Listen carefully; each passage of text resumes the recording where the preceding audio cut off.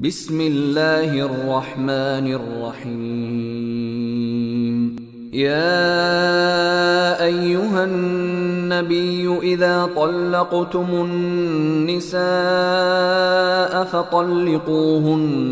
لعدتهن وأحصوا العدة واتقوا الله ربكم لا تخرجوهن من بيوتهن ولا يخرجن إلا أن يأتين بفاحشة مبينة وتلك حدود الله ومن يتعد حدود الله فقد ظلم نفسه لا تدري لعل الله يحدث بعد ذلك أمرا فإذا بلغن أجلهن فأمسكوهن بمعروف أو فارقوهن بمعروف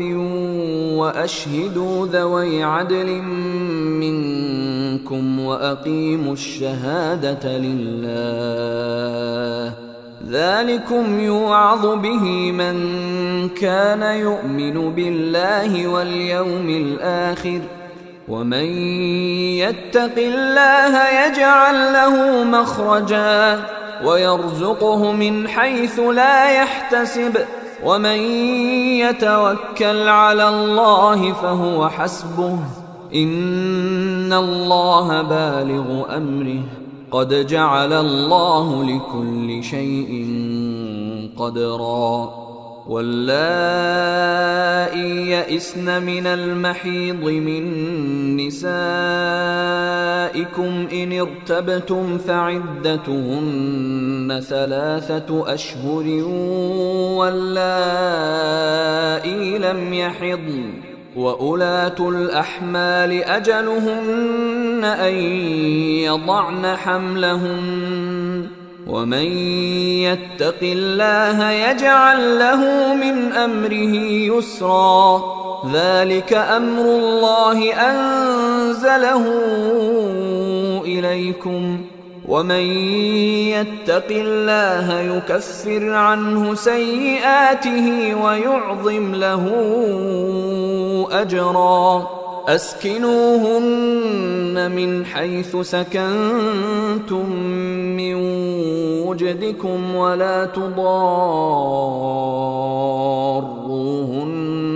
لتضيقوا عليهن وإن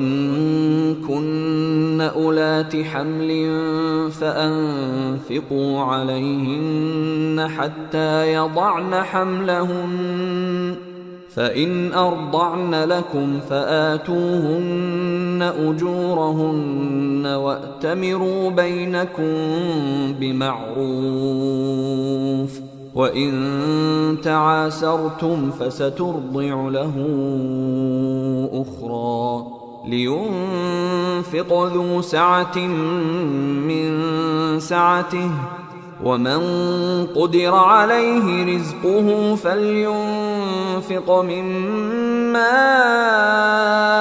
آتاه الله لا يكلف الله نفسا إلا ما آتاها سيجعل الله بعد عسر يسرا وكأين من قرية عتت عن أمر ربها ورسله فحاسبناها حسابا شديدا وعذبناها عذابا نكرا فذاقت وبال أمرها وكان عاقبة أمرها خسرا أعد الله لهم عذابا شديدا فاتقوا الله يا أولي الألباب الذين آمنوا قد أنزل الله إليكم ذكرا رسولا يتلو عليكم آيات الله مبينات ليخرج الذين آمنوا ليخرج الذين آمنوا وعملوا الصالحات من الظلمات إلى النور. ومن يؤمن بالله ويعمل صالحا